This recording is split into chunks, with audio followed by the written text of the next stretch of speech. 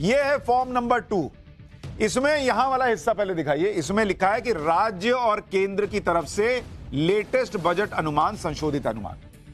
तो इसमें पहले से जो वोटर होगा उसको पहले से यह भरा हुआ मिलेगा कि अभी राजस्व प्राप्तियां कितनी है, मतलब जिस राज्य में चुनाव हो रहा है वहां पर कितना पैसा जो है वो राज्य के बजट के पास आता है, रेवेन्यू कितना है। तो ये रेवेन्यू आपके पास लिखा हुआ आपको मिल जाएगा।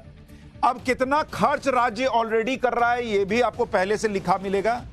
उस राज्य के ऊपर उधार कितना है ये भी लिखा हुआ मिलेगा।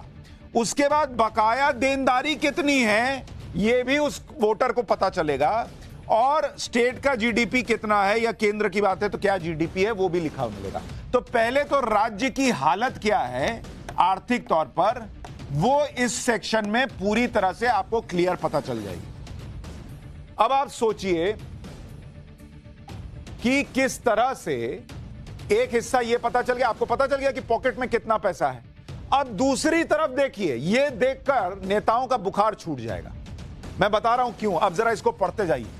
अब ये जानकारी राजनीतिक दलों को देनी है। क्या जानकारी देनी है? चुनावी वादे जो आप कर रहे हैं उसके लिए कुल अतिरिक्त रकम कितनी लगेगी बॉस? सुन रहे हैं?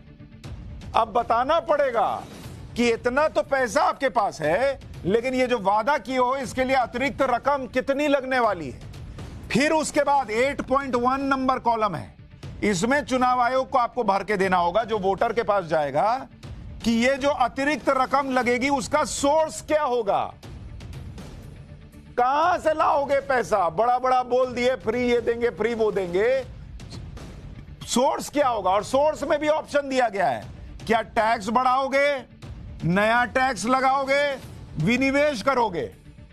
यानी आपको बताना होगा वोटर को। अभी तो मान लीजिए आप कह दिए कि हम ये कर देंगे, वोटर ने दे दिया, उसके बाद उसका लगता अरे ये तो टैक्स बढ़ा दिए, अरे ये तो एक्स्ट्रा टैक्स लगा दिए। नहीं, उसी वक्त बताओ वोट लेने के पहले कि टैक्स बढ़ाओगे, एक्स्ट्रा टैक्स लगाओगे या विनिवेश करोगे, या फिर ये बताओ कि खर्चों में कटौती करोगे, कहां से करोगे वो बताओ, या अतिरिक्त उधार लोगे वो भी बताओ, या कोई अन्य तरीका है तो वो भी बताओ। कोई जादू की छड़ी रखे हो तो घुमाने वाले हो तो वो छड़ी के बारे में बताओ।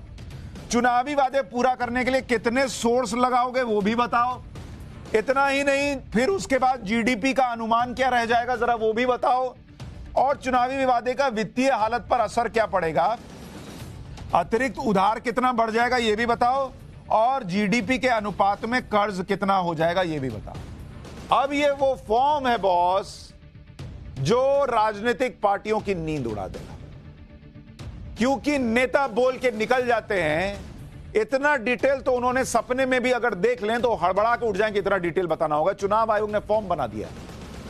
अब अभी तो हम ही लोग पत्रकार पूछते थे और हम में भी कुछ ही लोग पूछते थे, अब चुनाव आयोग ने यह नया फॉर्मेट बनाने का मन बनाया। अच्छा, अभी भेजा है नेताओं को, जरा बताओ ये कर भर के दोगे। अब वहां से आएगा वही रॉकेट उड़ के आएगा जो रूस और यूक्रेन के बीच उड़ रहा है, उससे घातक रॉकेट उड़ेगा शब्द वाला कि चुनाव आयोग ने ये कर दिया वो कर दिया फलाना ढिमकाना, क्योंकि इसमें बहुत लोग एक्सपोज हो जाएंगे। कहने को तो सब बड़ा बड़ा फेंक देते हैं, जब डिलीवरी में कैसे डिलीवर करोगे एकदम खुला खेल हो जाएगा। चुनाव आयोग ने यह फॉर्मेट सभी मान्यता प्राप्त राजनीतिक दलों को भेज दिया है ताकि वो 19 अक्टूबर तक इस पर अपनी राय दे सकें। इसके बाद चुनाव आयोग मॉडल कोड ऑफ कंडक्ट के पार्ट 8 के सब पैरा 3 के सेक्शन 3 को संशोधित करेगा। अगर राजनीतिक दलों की तरफ से कोई जवाब नहीं आया तो यह मान लिया जाएगा कि राजनीतिक दलों को इस पर कुछ नहीं कहना है। तो कुछ नहीं कहना तो हम जो करना कर देंगे, तो इसलिए तो कहना ही पड़ेगा। और जब कहेंगे तो जो विरोध करेगा वो फंसेगा, जो विरोध नहीं करेगा वो डबल फंसेगा।